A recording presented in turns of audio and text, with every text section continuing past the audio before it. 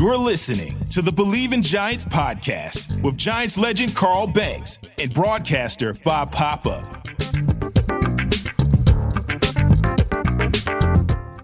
Welcome to another edition of Believe in Giants. Bob Papa along with two-time Super Bowl champion Carl Banks. Giants coming off their bye. Brian Dable announced earlier today that Tommy DeVito is going to get the start on Monday night against the Green Bay Packers. Jonathan Vilma was a standout linebacker in the National Football League, a fun guy to watch. He's actually called a bunch of Giants games recently, and he joins us here on the program. Jonathan, welcome to the show. Good to have you, my man. Oh, thanks for having me. I appreciate it, guys. You know, Bob, the thing about these really good middle linebackers, they're like super smart. And you can talk football with them all day, and they got answers for every question.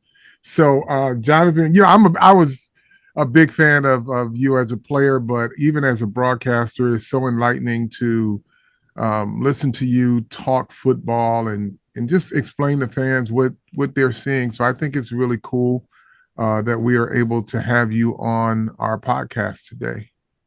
I appreciate it. Now, I will have an answer for everything, and they may not be the right answers, but I got an answer for you, though. You can always say the middle linebacker can tell the coach what happened. He didn't even have to look around. He didn't have to turn around. He can say, "Coach, this is what happened." So, Jonathan, we had a conversation. I think we were in Washington. Was it, Bob? Yeah, Washington. Yeah, we were in Washington. Yeah, and because you know, Bob and I are, this podcast is about the Giants, but, you know, we're all observers of the game as a whole. And one of the things that you and I talked about was just kind of the lack of development at the offensive line position. And, you know, as I'm watching the game last night, it made me think more about our conversation because they listed all of the quarterbacks that were out, starting quarterbacks that were out significant amount of time or for the season. And I'm like, this is kind of a direct correlation to the development of the offensive line position. And so you talk to coaches and position coaches because you go from game to game. Can you share a little bit about their thoughts on how offensive linemen are developing in today's game? I guess over the last 3 or 4 years, 5 years. Yeah, the offensive line position, it's starting back in high school. So ever since the game of football kind of went to a more pass first type of style, what happened is the offensive linemen now were not being taught some of the old school ways of blocking. And you have the combo blocking, you have gap scheme blocking.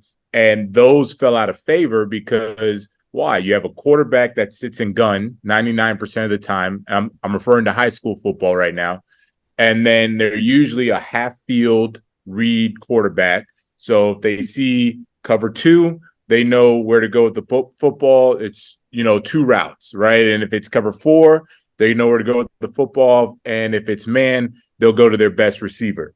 So every time you have a quarterback that gets the ball out in, let's call it 2 seconds max, right? 2.5 seconds. So the linemen never have to block anymore. This is referring to high school. Then you have the zone read and the RPO, run pass option. So everything for them is just zone, right? And so now you have linemen who are learning only to zone left, zone right. Then they're only learning to just step back and take whatever man comes to them, and the ball should be out in 2 seconds. So if that's what they're being taught 17, 18 years old, now you go to college, and yes, they're big, they're fast, they're athletic, but there's only a few programs that are still actually teaching the linemen how to block.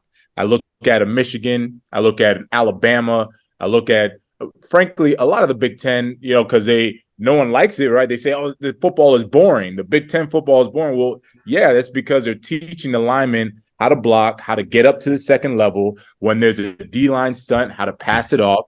And then that correlates with the passing game, which is the play action, and how you have to sell the run on play action, how you have to account for an edge rusher, etc.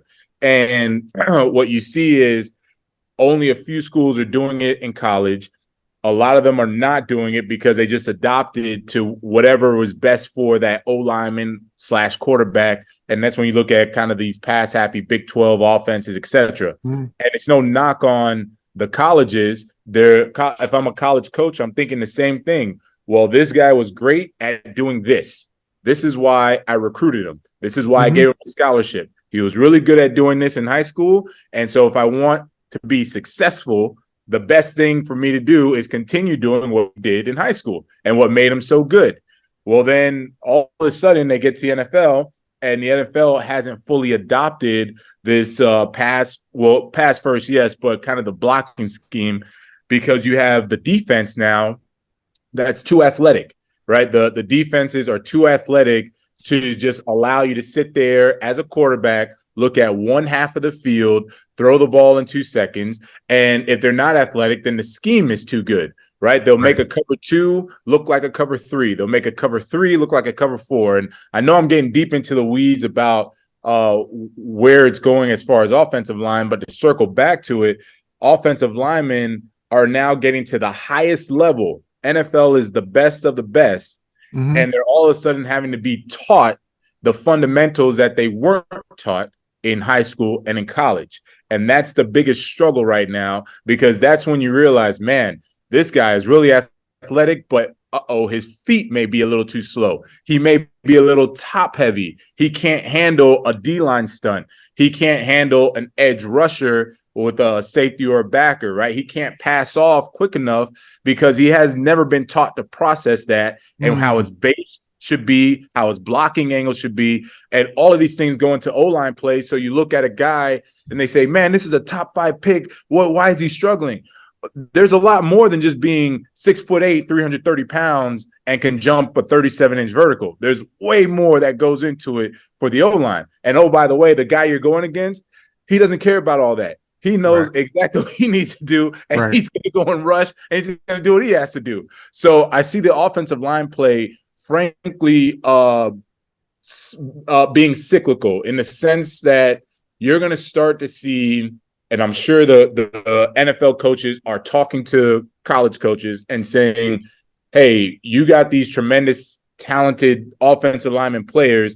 We need you to do a little bit more. We need you to, develop them more, because that's part of your job as a coach. You're supposed to develop these players when they get there, and you want them ready for the next level. I got a message for our fans out there. Football's back. BetOnline's your number one information source for all your sports wagering info with up-to-the-minute stats, news, scores, and matchup breakdowns. Get the latest game odds, spreads, and totals from the NFL and college football at your fingertips with BetOnline's real-time updates on stats, news, and odds.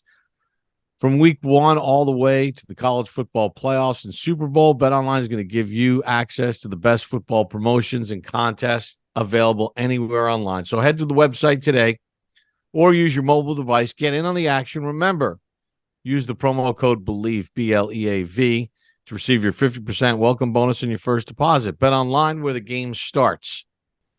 So let me just follow up on that a second, because to what Jonathan's point is here, people, a lot of fans and people that are watching this would say, well, it just means that the NFL will eventually transition over time into more of that college style. But the problem, Jonathan, as you're explaining it, is the linebackers and the corners and the safeties and the D linemen on the NFL level, the athleticism is off the charts. So the game can't transition to the college game, because in almost every college game, there's a different level of recruiting that goes on, and some teams are just better. In the NFL, it's the funnel.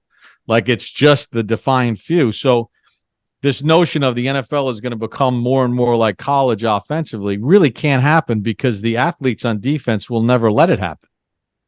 You're exactly correct. That's always been, if you kind of look at the evolution of the NFL in general, it used to be you put your best players on defense. And then the offense had to adjust.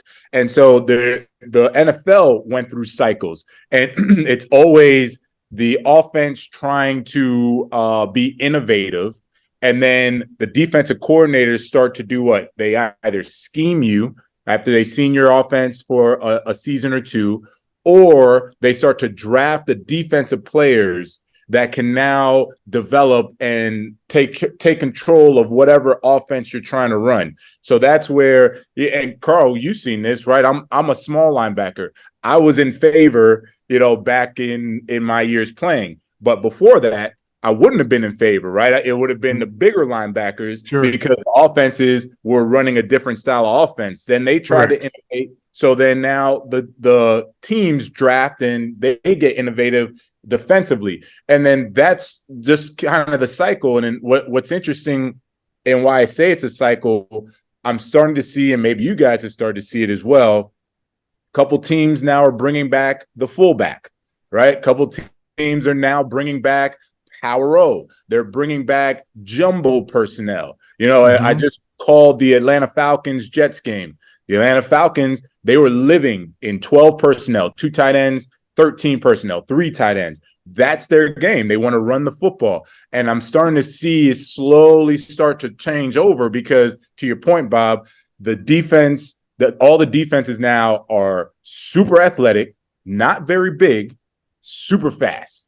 And if the only way to counter that is to go big again offensively. And you have to go big, ground and pound, get after them. And so that's why I say it's cyclical.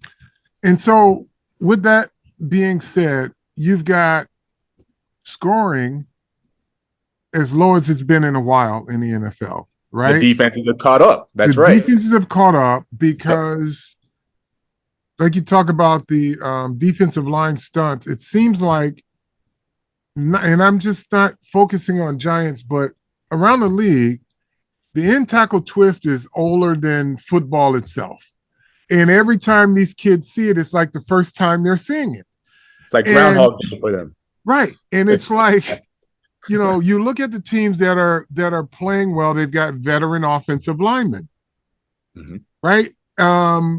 Because this is important. But with these quarterbacks out, and I posted this last night, does this now change the narrative on the value of a good to great running back? Like, they do have more value when you're seeing, when they talk about what running backs get hurt all the time. Well, it seems like quarterbacks do too right now. So if you've got a healthy, good running back, at least you can kind of stabilize your team. So, Carl, I had a great conversation. I won't mention the GM that I spoke with, but I had a great conversation with the GM about this very thing. I didn't want to be one of those guys sounding off, oh, you should pay the running backs, et cetera, et cetera. So I said, why do you believe? First, I said, if you believe the running backs have lost value, and why do you believe that? The first question was, yes, he did believe running backs lost value, not to the tune of, $1 million, veteran minimum, even if you're a great back and been to the Pro Bowl, but he did believe they lost value. But the perspective was different. He said, if you take the Super Bowl champions past 20 years, you do not have a Super Bowl team that won it without having a really good quarterback. You had Super Bowl teams that won with average or above average running back. Their running game was really good. So their rushing attack was really good, whether it was yards per rush or overall yards per game. That was really good.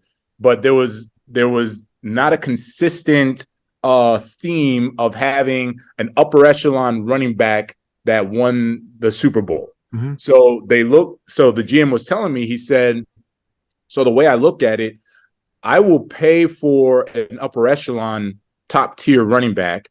I'm not going to break the bank on him. If I'm going to break the bank, I'm frankly going to break the bank on my guards. I'm going to break the bank on my offensive line or spread that money there, because if I have either top 10 in yards per rush or top 10 in overall rush yards per game with a really good quarterback, I got a chance. So it was a very enlightening conversation, because now I understand why no one wants to pay top dollar, which top dollar means reset the market, right? And They'll pay good money, but they're not going to pay top dollar. And I get it now. I agree with it. I don't like it. I do agree with it because I feel like if you made Pro Bowl and did your thing as a running back, you're supposed to reset the market. That was kind of how it always went every, 3-4 years or however it was. But he did say, if you have the Christian McCaffrey factor, the Alvin Kamara factor, which is you're lethal in the passing game, that's where you create your value. It's funny, Carl, because I've talked about this on my Sirius show. You go back to Jamal Lewis of the Ravens in 2000, and then probably the Seahawks with Marshawn Lynch as the fulcrum. But other than that, I mean, when Peyton won his first Super Bowl with the Colts, it was a combination of backs. It was Dominic Rhodes, Joseph Adai. The Giants won 2 Super Bowls with Brandon Jacobs and Ahmad Bradshaw and Derek Ward. You can't even name the Patriot running backs over the course of time. And even when Jerome Bettis won his Super Bowl, they also had Rashad Mendenhall with the Pittsburgh Steelers.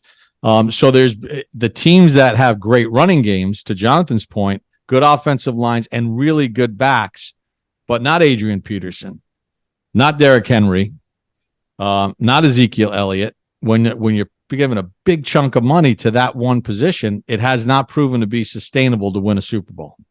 And Ezekiel Elliott had a great offensive line too. So, right. So where is the happy medium here? So backs are important. The really good ones are important, but offensive linemen, we know for a fact, are becoming the second most important position on a football field because it's the quarterback and then who's blocking for him. Because without these guys blocking, your running game is not going to average, whether you got an average back or a really good back, they're not going to average, in the top 10 rushing numbers. And your quarterback is going to be faced with free runners all the time. So you played in a generation where the practice paradigm was starting to shift as your career was winding down. The practice rules, like 2011, the new CBA changed it. Yeah. And so players wanted less time, more time, off the field, and coaches limited contact. And then the offseason, there were limitations. Should there be a more developmental process for offensive linemen? I mean, because the rules have changed. You don't see, Bob and I called the game, the Washington game that we were at. There was not Jonathan called it too. Right. There was not a single holding call in the entire game. So, I mean, they're really trying to get offense going, and we know what the rules changes are. Yet the Giants quarterback was sacked, I think, nine times that game. What is it like? Can they alter practice rules? Are we in a cycle now of coaches that are less crazy, that will use the time to develop their players more so than to punish them after practice? Can that help cut the learning curve? So you gave me about 4 questions to answer there, Carl. It's a loaded. You're a middle linebacker. You got the answers. Yeah. So I'm going to try to answer and not take up another hour and a half. So the first part about the very, very first question about the happy medium. The happy medium is not going all out on an above average quarterback. So let's start there. If you have a quarterback, so if we look right now across the league, there's maybe, and I'm including the injured quarterbacks as well, there's maybe a legitimate 6 or 7 guys that you say, all right, this guy, I can ride his arm to a Super Bowl, right? There's only really about 6 or 7. Then you have a big group that are good, or I should say another group that's really good, then a bigger group that's just, they're good, serviceable, and then the rest are trying to figure it out. So if I'm part of the really good quarterback tier, if I'm one of those teams, I'm a GM there, I'm not going to break the bank on this guy. Don't reset the market with this guy. And frankly, you shouldn't be trying to get anywhere near what the the upper echelon. I can ride this guy's right arm, left arm, whatever it is, to a Super Bowl. That allows you now time to go and get a mix of veteran offensive linemen that have 2 years, 3 years left in them, but can teach the young offensive linemen that you want to bring in, you want to pay, you want to draft, whoever it is, because you can't expect to leave it all on the coach to teach these guys. Now, going to the good and the bad of the 2011 CBA, new CBA, the good was it rested players. The bad was the coaches now don't have enough time for on-field development. That's where, and when I say on-field development, Carl, you know this. There is nothing better than if it's not a live practice, damn near live, right? There's nothing better than full pads, thud them up, maybe a period or two, take them to the ground. That is the way you get taught. You condition your body. Your body now is conditioned to feel the tackles, whether you're taking a hit or doing the hitting, right? Your angles are better. Your footwork is better. All of these things, you can't expect a coach. What can a coach tell a guy who hasn't touched anybody for 6 weeks and then goes out and plays in game one, right? Yeah. What development is there, right? So that's the cons of it. That's an issue. So the next issue is if you cannot give the coaches enough time, and I'm now talking about front office, because the fans, they want it now. They want it yesterday. Right. If you bring in a new coach, how many years do new coaches have now? Right. 3 years, maybe 2-3 years, right? Max. And on all of a sudden, it's not going well. Start over, fire sale, start over. And so if I'm a coach, when am I going to be able to take the time to say, hey, Mr. GM, Mr. President, Mr. Owner, this is going to be a work in progress based on what I see, based on what we have. And I'm talking specifically offensive line. The only way, because we're not able to practice them with enough reps to be able to really understand and feel these defensive line games and the stunts, etc. And I can teach them how to build a better base consistently, right? A walkthrough, anybody can do it in walkthrough. Yeah. That's easy. What you need to do are more scrimmages. You need to do more training camp. They go against other teams. Like, that's all great, but you need more of that, a lot more of that, because you need to find out where these guys are, and you need to know where you can help and develop them. And it may take 3 years for some of these guys to come around. Let's just think about some of the best quarterbacks that we've seen. Aaron Rodgers sat for how long? Tom Brady sat for how long? Peyton Manning, horrible his first year. In this day and age, with social media and the way the fans want it like yesterday, they would have probably written off Peyton Manning, right? They would have never given him a chance to say, all right, let's develop him. It was a rough season, et cetera, et cetera. So that's why I said it was a loaded question, because there's so many factors in it that come into play, and really it starts at the top. You have to have an owner, president, GM that are going to have the patience with a coach to give him enough time to develop these players, understanding that they have lost time with the new CBA. They've lost time on the field, which is the most important thing. Like, the best thing Sean Payton ever did for us in training camp before the CBA, we go back to back training camp, back-to-back practices. He would just come out and turn one of the practices live. It's live. Obviously, don't hit Drew, but everything else is live, and just go. And that's where you really find out about your players. You find out about your leaders, right? Who are the tough guys? Because we just went through 5 practices. Everyone's tired. Well, okay, so what? Everyone's out here. Either you're going to go and practice hard and become mentally tough and physically tough, or you're going to cower away. And that's a guy we don't need on our team. You don't find out these things about the players until you're 4 or 5 weeks into the season.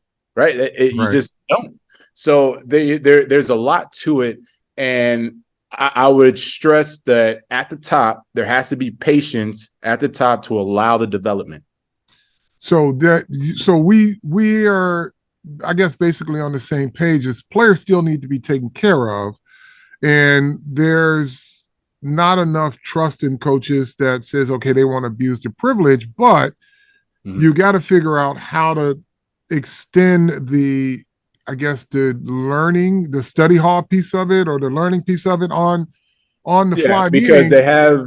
It's the mental part. Yeah. But it's really the processing part. So you can do a walkthrough, you can do meetings until you're blue in the face, but the game is about processing, and you have to process in a split second what's going on. And so it may take an offensive lineman, an offensive guard to see the same defensive tackle stunt about 50 times before he finally realizes, okay, 3 technique is going away, plant my foot, right. Somebody's coming back. Well, then, yeah. And even on top of that, it's okay, well, these guys run it a little different because the defensive tackle, he's bigger. He's going to push more to my inside shoulder more so than just splitting the two of us. All of these things people don't realize. These offensive linemen are seeing it for the first time every time they see it with a different group. Like Hassan Reddick, you don't know if he's going to speed rush you or come underneath because it all looks the same. And these guys have got to kind of learn it. So I guess you do have to say, well, we know this. We're seeing it. The good offensive linemen, it's taken them 2.5 seasons right now. The really good ones, maybe a season and a half, but the first year is going to be disastrous for a lot of these kids. 100% agree. That's where it's tough. If you're a coach, you can't spend all the practice just running, D-line games, etc. Right. You got to install. So I get it from their perspective where it's like, all right, I got to install. If he doesn't know it, we'll hopefully he'll get it at some point, and then hopefully I'll have enough time as a coach to allow for that growth. And that's not even getting into, by the new rules, all the dark periods in the off season where unless you're an injured player, you're not even allowed in the building. You can't even be in there. And so that to me is hurt, like the undrafted free agents that are going from year 1 to year 2, maybe a guy's a 5th or 6th round draft pick that needs that in the off season, that they don't even have access to that part of it, which like they're telling guys to not come in. The thing that I always call you and I've talked about this. You're thinking about like baseball. They play now. I know football is a much more violent sport, but baseball plays spring training games for a reason, to get acclimated to game conditions. Basketball has preseason games. Hockey, they're crazy because they're checking and stuff in the preseason. The NFL is the only sport that's gotten to the point where you could play your last snap on January 6th and not have to hit somebody for real until opening day of the season, with some of these teams that are, not playing veterans at all during preseason and whatever. And it's like, how could you be better at what you're doing when you haven't done it live for literally 7 months? I would 100% agree. And, what people will look at are the freak athletes, the generational talents, and say, oh, see, Aaron Donald, he doesn't play in the preseason and he comes out and he plays well. He's a freak of nature. You're not going to see that. That's not the norm. Aaron Rodgers, he's not the norm. C.J. Stroud. Yeah, exactly. He's an outlier of a rookie. Exactly. You have to look at the majority of the players and how they're playing and their performance. And some of them admittedly will tell you, it takes me about 2 or 3 games to finally get into the rhythm or the swing of it, etc. It's like, well, that's what preseason was for. Yeah. And the problem is those games in September that, and Bill Belichick has even talked about it publicly, is, you really don't feel an identity of your team starting to build until 3-4 weeks in. Translation, that's now the live preseason. Well, guess what? You lose a game in week 2 against a division opponent or somebody in your conference that you wind up in the first week of January battling for a wild card spot. Not tell me that you didn't want to be ready for that game at that point, because they count the first week like the last week. No one says, oh, those were just the extended preseason. Just look at the NFC right now. I'm not as familiar with the AFC, but the NFC has how many teams in between 7-5, 6-6, 5-7, 4-8? It's going to go all the way down to wire. And to your point, Bob, someone's going to be looking back early on in the season saying, damn, how did we lose that one? How did we give up that game in week 2 or week 3? Well, there you go. But for you guys in the booth, in the radio, the TV networks, it's great because it's something to talk about. And every team is alive. Every market. If you're in the NFC South and you're under 500 and you're still alive for a playoff because you're leading your division, there's a lot to talk about, right? The fan bases are still engaged. Even they're not even focused on the win-loss record. They're focused on the fact that, hey, we're playoff bound, Still right? in it. So Right. it's Host a good playoff for game. business. It's good for business that way. But it's just we're seeing some bad football. I think we're seeing bad football.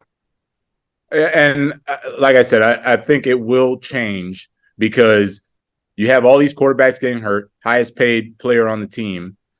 You know that the owners is going to trickle down, right? The owner's going to say, hey, wait a minute. It's too much money on the sideline. It's too much money. What's the issue? And then the coaches are going to speak up. Well, hopefully they do, right? And they say, this is the issue. All right, how do we correct that? All right, these are the ways to correct it. And if everyone is kind of solution-oriented, solution-based, then we'll see in the next, hopefully, 3, 4, 5 years, adjustments that'll help develop more of these players. And not just O-line. Yeah. A lot of the players need that help. Yeah. Yeah. I mean, it's, I even watch one of the more frustrating guys to watch, two guys that I loved watching out of college was Miles Jack and Isaiah Simmons, right? Isaiah Simmons is a freak of nature.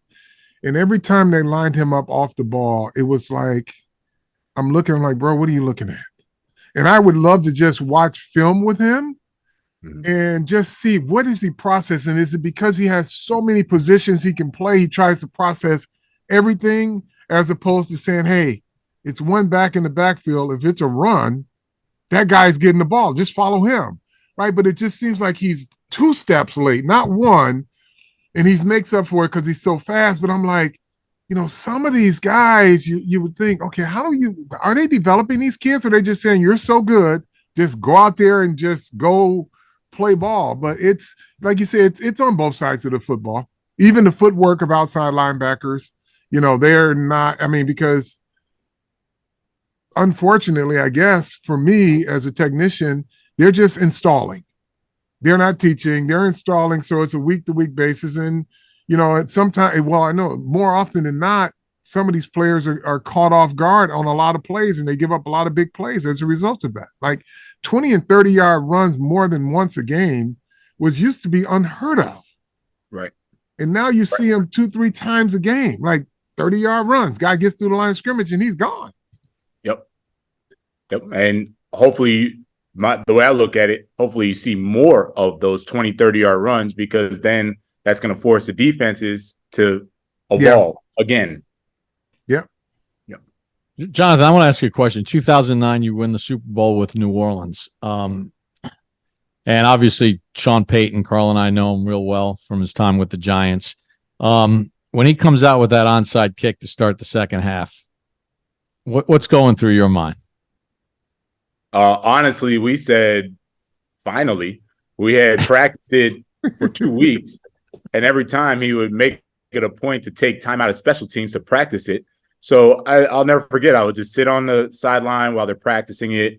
I was next to Will Smith, rest in peace. And every time we're like, man, for all the time we practice this, we better run it every day. We said the exact thing every day. Man, he better run it. He keeps practicing, wasting all this time doing this stupid onside kick. He better run it. So sure enough, halftime comes. We're over there. Defense is one side. Offense is on the other side. And Sean never messes with the defense. All of a sudden he comes in. He's like, hey, we're going to run onside kick. And we kind of just looked at each other like, good. Finally, me and Will, we looked at each other like, good. Wasted all that time practicing it. So let's go. That's awesome. Hey, Jonathan, what game do you have this weekend? I have New Orleans Saints. The Panthers are coming into town. Okay. All right. Got the Saints and Panthers. NFC Tough quarterbacking. Yeah. Tough quarterbacking. Well, we want to thank you for taking some time. Carl, you notice I got the T-shirt on. I see. Yeah, the Giants have a big following all throughout Europe, in Germany, but in Great Britain and Ireland, and we've been guests on these guys' podcasts, and they came to the States this weekend, or last weekend. So we had them in the booth for the Giants-Patriots game. It wasn't artistic, but they were happy to see what they saw. Yeah, it was great. Jonathan, I can't thank you enough, man, for this and just giving some insight from a more global perspective of the NFL, because you talk to coaches all the time. It's your job to interview these guys, and I know you know the game, and I appreciate that. So hopefully our listeners here will have a great appreciation for what you just shared with them. I know they're going to be smarter as a result of it, because middle linebackers are the smartest guys on the football field. I'm right, baby. Jonathan, I'm going to leave you with one more thing. So you know how Carl is unbelievably cerebral, and he's a student of the game and a technician, and played for Coach Belichick, but he was also one violent SOB out on the football field. Carl, tell Jonathan about the time in college where you knocked out 3 quarterbacks in one game. Oh, that was Indiana. That was Indiana. I was it was Babe Loffenberg. He showed me a picture. I don't know if that was the play I knocked him out, but they were a triple option team, right? And so the way they taught option when I played is one guy had the pitch, the other had the quarterback. It was no tethering to see if the guy was going to pitch it. You just go. You force a decision, right? Right. So every time they said just hit the quarterback. So I saw that option. By the time he pivoted out, boom, I'm down the line, and I knocked 3 of their quarterbacks out in Indiana. Yeah. Jonathan, thank you so much for joining us, man. Thanks, man. Thank you guys. Have a good one. All right. Yeah, Carl, how do we like to end it, Carl? Tell a friend to tell a friend. We'll be back later in the week as Tommy Cutlets continues his march. Unbelievable. Yeah. Unbelievable. Another edition of Believe in Giants.